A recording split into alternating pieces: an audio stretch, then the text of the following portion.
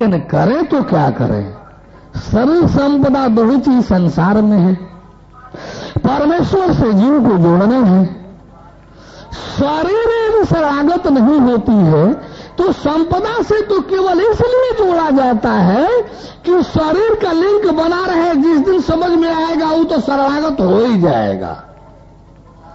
अन्यथा संपदा भोगी व्यसनी लोगों का, हम तो एकदम चिल्ला कर बोलते हैं, कोई भी हो आवे बांड भरा जाए, 6 महीने का बांड भरा जाए, हिसाब किताब हो जाए कि आज के दिन वो किस जीवन को जी रहा है, उसके जीवन का, घर परिवार के रहन सहन का मानक क्या है, मानक उसके जीवन का क्या है, आज वो अपना नोट कर ले, आज अपना नोट कर ले और 6 महीना बाद हिसाब किताब हो जाए। हम कहते हैं तुम लुटा दो, 5,000 की क्षमता है, हम कहते हैं 25,000 खर्च करो। बस सोचना नहीं है कि 25 कहां से आएगा। हाँ, चोरी नहीं करना है, बुराई विकृति नहीं करनी है, पैसे का कोई गलत धंधा नहीं करना है, पैसे का कोई गलत धंधा नहीं करना है, पैसे के लिए कोई बुराई विकृति नहीं करनी है। और वो 25 से आपको होगा। सोचो मत, करते जा, करते जा, हो जा बर्बाद 6 महीनों में। बैठो एक बार, हम लोग हिसाब किताब करें, कितना दिए हो, कितना पाए हो। आपको दिखाई देगा 6 महीने में तो हम लोग लाखों लाखों आपको दिया। आपको दिखाई दिया कि 6 महीने में तो हमने लाखों आपको दिया। मेरा हिसाब किताब करना है कि आप कैसे हो, जरा हिसाब किताब कर लिया जाए। जो खा रहे थे आज नहीं खा रहे हो, जैसे जो सामान घर परिवार में था वो आज नहीं है। क्या खेती बाड़ी बेच करके, मकान बेच करके दिए हो? क्या कहीं से कर्ज लेकर दिए हो? क्या कहीं से कोई गलत धंधा किए हो? क्या आप की जो पारिवारिक स्थिति थी उससे नीचे गए हो या ऊपर उठे हो जाए हिसाब किताब। यदि आप सवाई डेढ़ा ऊपर न उठे हो तो हम सारा आपका हर्जा खर्जा वापस मैं जुर्माना के करेंगे। थोड़ा भी आप नीचे गए हो हम हर्जा खर्चा पूरा करेंगे, आप ऊपर गए हो तो आपका। मैं कहते रहा साहब जी लोगों से, कर्मचारी अधिकारी जी लोगों से, आओ बांड भराया। मान लो 10,000 रुपये तेरे को तनख्वाह मिल रहा है और 10,000 रुपये आप घूस पाते हो, 20,000 रुपया हुआ। 20,000 रुपये में जो आप अपने परिवार को चला रहे हो, जिस स्तर पर श्रेणी में चला रहे हो, आओ बांड भरा जाए। आप घूस वाला 10 रुपया हटा दो, 1 पैसा लेने का कोशिश मत करो। जो 10,000 तनख्वाह मिलता है उतना ही में संतोष करो 6 महीने तक। उसी 10,000 में आप जीवन जियो। हम भी कहते हैं कि 25-50 हजार हमको भी दे दो, तो सोचो मत, सोचो मत, बस संकल्प करो कि पहले हमको देना है। चोरी मत करना, कोई गलत धंधा मत करना, किसी गलत तरीके से पैसा मत लेना। केवल संकल्पित हो जा कि हमको देना है। देख तेरे पास समय के पहले आता है कि नहीं, संकल्प ईमान से लो। 6 महीना में शायद हम लाखों ले ले, 6 महीना में उसी 10,000 में आपको जीवन में जीना है। उसी 10,000 में हम मांग रहे हैं तो 1,00,000 2 लाख देना भी है, 25-50 हजार, 1,00,000 2 लाख देना भी है। 6 महीने बाद हिसाब कर लिया जाए कि तेरा जीवन स्तर जो 20,000 वाला था नीचे गया कि ऊपर गया। तेरा जीवन जो 20,000 वाला था नीचे गया कि ऊपर गया। यदि नीचे गया हो तो 10 छक्के 60,000 हो, हमसे हर्जा खर्चा ले लो। और उसके बाद जो हमको जुर्माना लगा करके मुझसे 25-50 हजार और मांगो, बांड भरूंगा तो पूरा भी करूंगा। प्रकृति जो मैं चुनौती दे रहा हूं, मेरे पास कोई क्षमता शक्ति नहीं है चुनौती देने की, लेकिन जिस परमेश्वर और प्रकृति का हो रहकर चल रहा हूं, उसके पास क्षमता शक्ति है कुछ भी कर करा लेने का। कोई अब तक कर्मचारी अधिकारी आगे नहीं आया कि मैं इस चुनौती को स्वीकार करता हूं और मैं ईमान का जीवन जीकर दिखाऊंगा।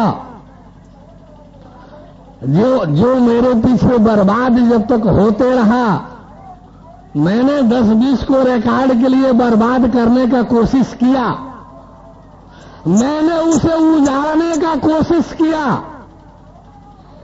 एक प्रमाण पेश करने के लिए, रिकॉर्ड देने के लिए, आप लोगों के बीच प्रमाण पेश करने के लिए 10-20 को मैंने उजाड़ना चाहा, 10-20 को मैंने लूटना चाहा, ठगना चाहा, 10-20 को मैं बर्बाद करना चाहा, लेकिन जब तक करते रहा तब तक उभरता गया। जहां कहिए जांच के लिए पेश कर दूं। जब वो चिंतन करने लगा, जब वो देने लेने का विचार करने लगा, जैसा था उसी में ठस मार गया। जब तक नहीं, ठगने का कोशिश खूब किया, लेकिन कोई ठगाया नहीं। जिसको मैं ठगना चाहा, ठगाया नहीं, उभरा, ईमानी बनाया, सही बनाया, खूब ठगा, लेकिन वो ठगाया नहीं। खूब लूटा मैंने उसको, लेकिन वो लुटाया नहीं। खूब हमने बर्बाद किया भौतिक स्तर पर उसको, लेकिन वो बर्बाद नहीं हुआ, आबाद हुआ, उभरा, उठा। वही मूल जो देख रहा है कि मैं उभर रहा हूं, देख रहा है कि मैं उठ रहा हूं, देख रहा है कि सब देने के बावजूद भी मैं उभर कर काफी तेजी से ऊपर जा रहा हूं, लेकिन मूल सामाजिक मत्था पच्ची में विचार चिंतन करने लगा, आज दरिद्र बनने की स्थिति में चला गया।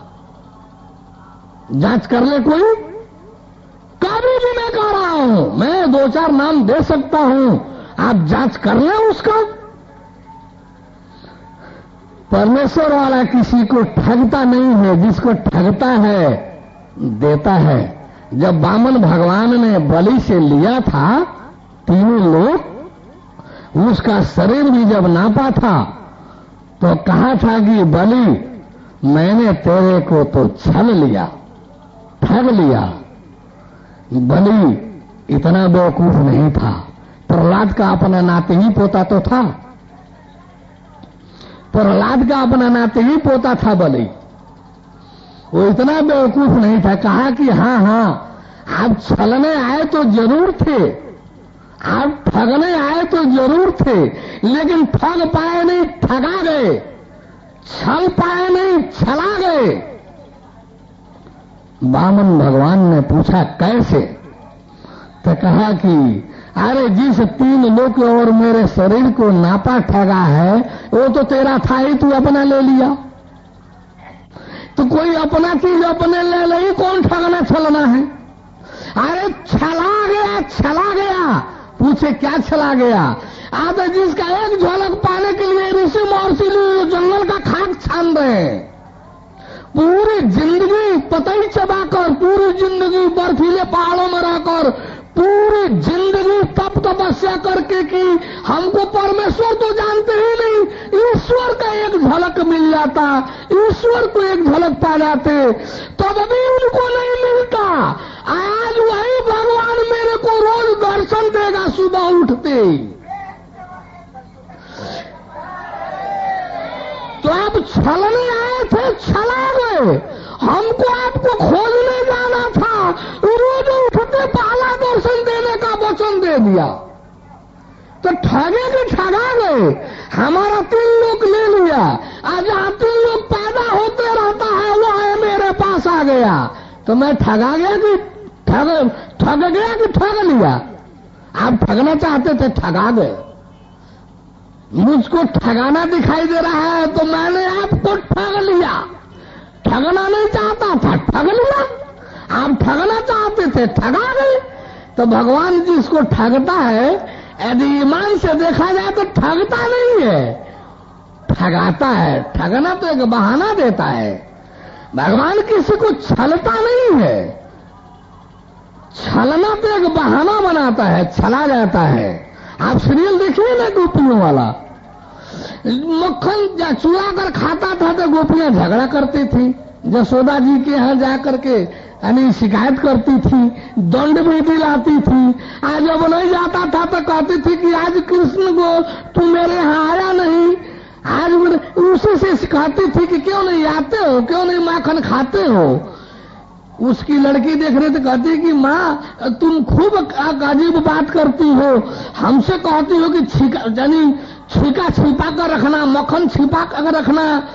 कृष्ण से जाकर कहती है कि फला जगह ढक्कन छिपा कर रखा है, जाकर खा लेना। तो इसका क्या मतलब है? माँ जवाब देती है, माँ जवाब देती है। देखिए ना जाकर के सीधी वगैरह में जवाब दे रहे क्या, अरे पारो तू नहीं समझती है, अरे जिस दिन वो मखनवा नहीं खाता है ना, गैया दूध नहीं देती है, खाता है तो इतना दूध देती है कि खाने पर भी कम नहीं पड़ता है। पारो तू समझो उसको, उसके खाने में मक्खन मत रोकना। वो नहीं खाएगा ना तो गैया दूध नहीं देगी, वो खुद जितने खाएगा गैया उतने दूध देगी। तो शायद भगवान जाने वे लोग इसमें आए भी हैं, कुछ लोग जिनको मैंने ठगने का कोशिश किया था।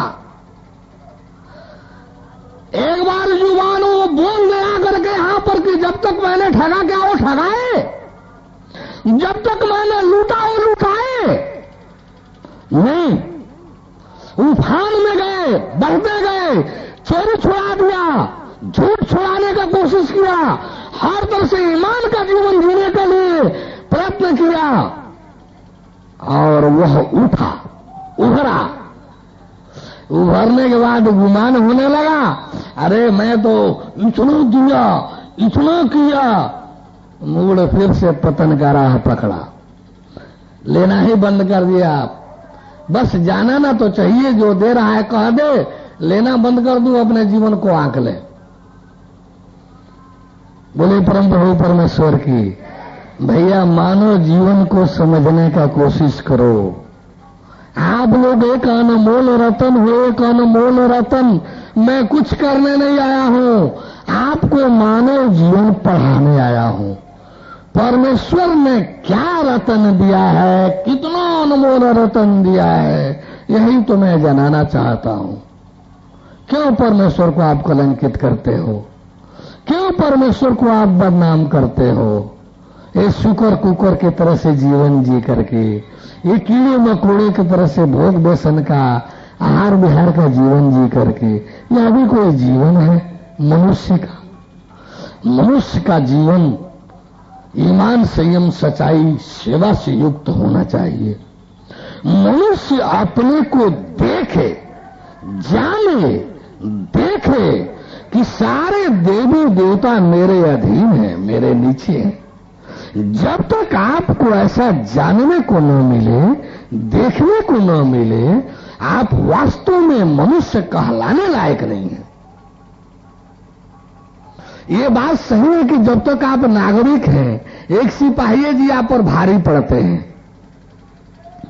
जब तक आप सामान्य नागरिक हैं, एक सिपाही जी आप पर भारी पड़ते हैं। दरोगा जी, डीवाईएसपी साहब, एसपी साहब तो जिला भर के नागरिक पर भारी हैं। लेकिन जिस दिन आप मंत्री हो जाएंगे, वही एसपी साहब नहीं, डीआईजी आईजी साहब, हाँ सर, जी सर, क्या है सर, ठीक ठाक तो है सर, ठीक है तो है सर, सर की सुरसुरी बढ़ जाएगी। आप ही नागरिक जिस दिन मंत्री हो जाएंगे, उस दिन साहब जी, डीआईजी साहब जी, आईजी साहब जी, जी सर, हाँ सर, ऐसा ही है सर, हाँ हो जाएगा सर, ऐसा ही, सर की सुरसुरी बढ़ जाएगी। वही नागरिक आप हैं। एक सामान्य नागरिक की स्थिति में आप अपनी पोजीशन देख लीजिए। वही आप हैं। मंत्री हो जाने की स्थिति में आप अपनी स्थिति देख लीजिए। देवी देवता माने क्या? कर्मचारी अधिकारी, कर्मचारी अधिकारी भगवान का, माया का। अरे जब तक सामान्य ये कीड़े मकोड़े पशुओं जैसे जीवन जी रहे हैं, भेड़ बकरी जैसे, गाय भैंस जैसे, कीड़े मकोड़े जैसे, तब तक ये छोटा से छोटा देवी देवता का भूत प्रेत आप पर भारी पड़ रहा है। ये भूत प्रेत भी आप पर भारी पड़ रहा है। और जिस दिन ज्ञान वैराग्य संयुक्त ये ज्ञानी पुरुष हो जाएंगे, उस दिन ही ब्रह्मांड शंकर जी भी आएंगे तो शंकर जी डांटते नहीं आएंगे। सृष्टि के संहारक शंकर जी डांटते नहीं आएंगे। डांट नहीं सकते शंकर बाबा सृष्टि के संहारक जो है। आएंगे तो क्या बात है, ऐसा बात है, वैसा बात है। आप भगवान के आगे चपरासी भी, बलवान भी होंगे तो शंकर जी आएंगे तो ठेल कर अंदर नहीं जाएंगे। जरा जाने दीजिए ना, जाने दीजिए ना, ऐसा करना पड़ेगा। हमारा एक कहना क्या है, आप लोगों को परमेश्वर ने ऐसा जीवन दिया है, केवल आप अपने जीवन को, मानव जीवन को जान देख लीजिए और उसको इसके कर्तव्य से जोड़ दीजिए। आपका दर्जा समस्त देवताओं के ऊपर हो जाएगा। जैसे खुश हो जाए, देखिए सुप्रीम कोर्ट, जैसे अभी रघुराज प्रताप जो है, प्रतापगढ़ वाले मुलायम सिंह मंत्री बना लिए। सुप्रीम कोर्ट का क्या अपराधी है, जेल के भीतर करो। मंत्री थे, हट गए, जेल के भीतर चले गए, जमानत हो गया। मुलायम सिंह क्या किया कि नहीं मंत्री बन जाइए, मंत्री बन गया। अब देखिए अपराधी है, वही पुलिस पकड़ करके भीतर जेल में डाल दी और मंत्री हो गया। वही पुलिस एसपी साहब, जी सर, हाँ सर, क्या है सर, अब आईजी साहब करेंगे, आईजी साहब करेंगे। आप अपने स्तर को देख लीजिए। सामान्य मनुष्य है तो भूत प्रेत भी आप पर भारी है, देवी देवता छोड़ दीजिए। सामान्य नागरिक है तो भूत प्रेत भी आप पर भारी है, आप और कुछ नहीं। यानी कहीं मुलायम सिंह के सब कोई गाड़ी में से ढेर लोग फेंके जाते हैं, रोज बराबर में फेंके जाते हैं, पेपर में न्यूज आता रहता है। जांच कौन करता है? रेलवे पुलिस बनी है, दरोगा भी बने हैं। वही अटल जी प्रधानमंत्री थे, उनके संबंधी को गाड़ी में से किसी ने फेंक दिया तो आरपीएफ के इंस्पेक्टर साहब जी जांच तो कर ही रहे थे, गवर्नर साहब जी जांच करने लगे। आप प्रधानमंत्री को रिपोर्ट देने लगे, गवर्नर साहब, राज्यपाल महोदय जी, महामहिम जी। क्यों? प्रधानमंत्री से संबंधित परिवार हो गया। इसी तरह से संपूर्ण ब्रह्मांडों का मालिक, ज्ञानी वैराग्यवान होने का माने परमेश्वर का होना, परमेश्वर वाला होना। ज्ञान वैराग्य वाला होने का माने परमेश्वर वाला होना। परमेश्वर वाला हो जाएंगे तो देवलोक का कौन देवता है जो नमन नहीं करेगा? कौन देवी देवता है कि सर की सुरसुरी नहीं बजेगी? बता तो रहा हूं, देवराज इंद्र भी आएंगे तो हाथ जोड़े खड़ा रहेंगे। सृष्टि के संहारक शंकर जी भी आएंगे तो शान से त्रिशूल नहीं भाजेंगे, त्रिशूल नहीं भाज सकते।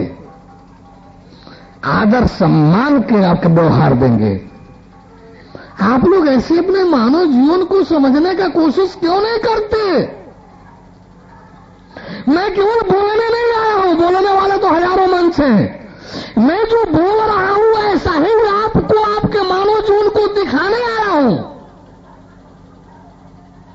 आपके मानव जीवन को उठाने और दिखाने आया हूं, परमेश्वर वाला बनाने आया हूं। परमेश्वर को मिला करके, दिखा करके परमेश्वर के शरण में आपको स्थित स्थापित करने आया हूं, देवलोक से ऊपर ले जाने आया हूं। अब मर्जी आपकी, चाहे जाने देखें उठें, आगे बढ़ने वाले के पीछे जो होता है वो तो छूटता ही है, ऊपर उठने वाले के नीचे जो होता है वो तो छूटता ही है। छोड़ना क्या है? आगे बढ़ेंगे पीछे छूटेगा। छोड़ना क्या है? ऊपर उठेंगे नीचे छूटेगा। अब इसलिए हम आगे न बढ़ेंगे पीछे छूट जाएगा, इसलिए हम ऊपर न उठेंगे नीचे छूट जाएगा। धन्यवाद है। बोलिए परम प्रभु परमेश्वर की।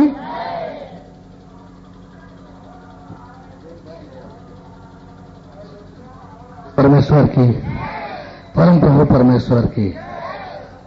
मैं एक बार नहीं 1000 बार बोलना पड़ेगा तो बोलता रहूंगा कि आप अपने मानव जीवन को जानिए, समझिए और इसका सही समुचित लाभ लीजिए।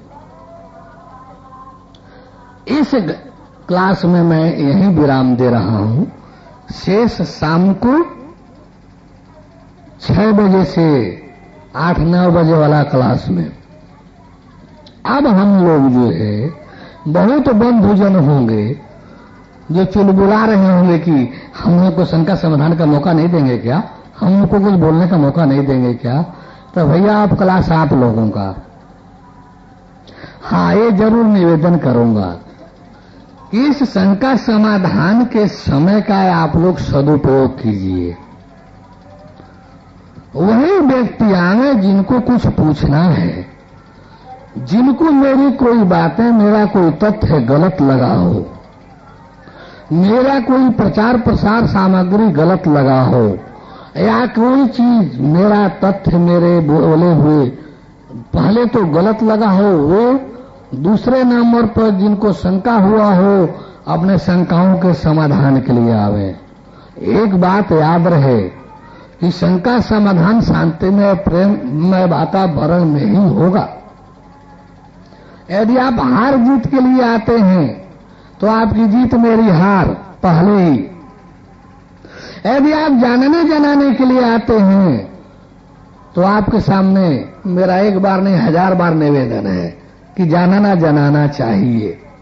इसके लिए आपको खुली छूट है। बोले परम प्रभु परमेश्वर की। तो जिस किसी बंधुजन को जिस किसी प्रकार का जीव, ईश्वर, परमेश्वर, नरक, स्वर्ग, शिवलोक, ब्रह्मलोक, अमरलोक या देवी देवता या मानव जीवन या संसार, इस विषय में कोई भी जानकारी प्राप्त करनी हो, यदि कोई शंका हो तो दिल खोल करके वार्ता कर आ सकते हैं।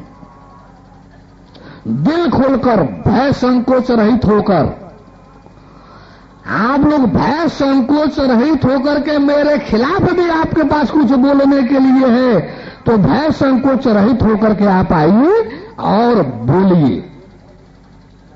बोलिए परम प्रभु परमेश्वर की। परमेश्वर की जय। पूजनीय सदगुरुदेव जी से हम ये पूछना चाहते हैं कि पूर्व के जो तत्वज्ञानी विष्णु, राम, कृष्ण तीनों तिलक लगाते हैं, आप क्यों नहीं लगाते? बोले परम प्रभु परमेश्वर की। हमको लग रहा है कि भगवान तिलक लगाने न लगाने उनके भक्त पुजारी लोग तो उनको तिलक वाला बना ही देते हैं। तिलक लगाने का कुछ अर्थ होता है, खास करके वह आत्मा वालों के लिए है। परमात्मा और परमात्मा वाले ज्ञानी जन तिलक लगावे ऐसा कोई नियम विधान नहीं है। ज्ञानी जन के जीवन के लिए कोई नियम विधान नहीं होता। दुनिया का कोई भी ग्रंथ नहीं है जो ज्ञानी के रहन सहन को किसी भी विधान में बांध दे। ये भगवान विष्णु राम कृष्ण तिलक नहीं लगाते थे, उनके लोगों ने उनको तिलक लगा दिया। हम भी जब कोई लगाता है तो मना नहीं करते हैं, लगवा लेते हैं। अच्छा, दूसरा आप भी तिलक लगाने आएंगे तो मैं मना नहीं करूंगा, सीधे आगे कर दूंगा, लगवा लूंगा, भगवा लो, भले हम उसको पूछ पाछ दें, क्योंकि हम तिलक वाले नहीं हैं। दूसरे जो पूर्व के तत्वज्ञानी हैं, ये लोग वो ज्ञान तत्व ज्ञानी नहीं है विष्णु, भगवान विष्णु नारायण कृष्ण। तत्व ज्ञान दाता है। तीनों जो तत्व ज्ञान, वो तत्व ज्ञानी नहीं है, तत्व ज्ञान दाता है। तत्व ज्ञान दाता, पूर्व के तत्व ज्ञान दाता जो भगवान है, वो जो है दिव्य दृष्टि, तत्व दृष्टि दूर बैठा के देते हैं। मैं भी जब दर्शन कराना होगा मुझे, तो जिस दिन जीव दर्शन कराना होगा सूक्ष्म दृष्टि देकर के ही जीव दर्शन कराऊंगा। जिस दिन आत्मा ईश्वर ब्रह्म शिव का दर्शन कराना होगा दिव्य दृष्टि देकर के ही उनका दर्शन कराऊंगा। जिस दिन परमात्मा परमेश्वर परम ब्रह्म खुदागाड भगवान का दर्शन दीदार कराना होगा, बातचीत परिचय पहचान कराना होगा, तो ज्ञान दृष्टि तत्व दृष्टि देकर के ही दर्शन कराऊंगा। दिव्य दृष्टि दूर से दी जाती है या माथा पकड़ के दी जाती है? दिव्य दृष्टि अपने बहुत सारे जो संप्रदाय है वर्तमान में, वो यहाँ से दबाते हैं। नहीं, हमारे यहाँ ऐसा कुछ नहीं है। हमारे यहाँ सीधे आपको बतला दे रहा हूँ। शंकर जी का मूर्ति फोटो देखा है आपने? उनके पास तीसरा नेत्र देखा है आपने? वही तीसरा नेत्र देता हूँ और उसी से सारा दर्शन कराता हूँ। न इधर दाबता हूँ, न इधर दाबता हूँ, न इधर दाबता हूँ, न इधर दाबता हूँ। अच्छा, जय सिया राम।